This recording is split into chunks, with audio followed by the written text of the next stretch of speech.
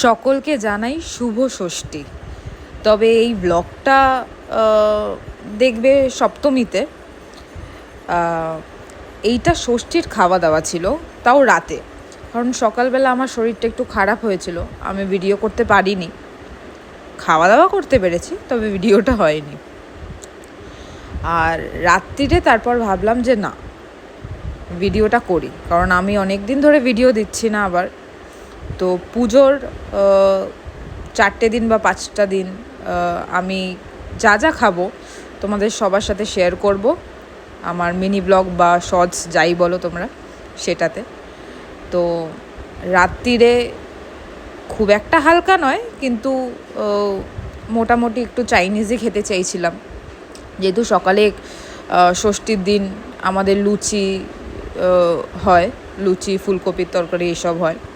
তবে ওই ব্লগটা করার বড্ড ইচ্ছে ছিল, করে উঠতে পারিনি, সরি। কোনো একদিন করব আবার নিশ্চয়ই।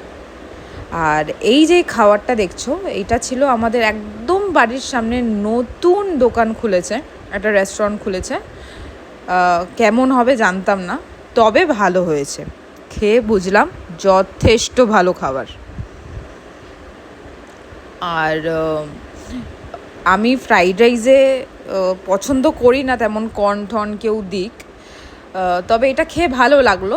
কিন্তু আমার পার্সোনাল ফেভারিট যে ফ্রাইড রাইসটা ফ্রাইড রাইসের মতনই হোক, কর্নটা একটু আমি ফ্রাইড রাইসে অ্যাভয়েড করি, কর্ন বা পিস মিক্সড ফ্রাইড রাইসে।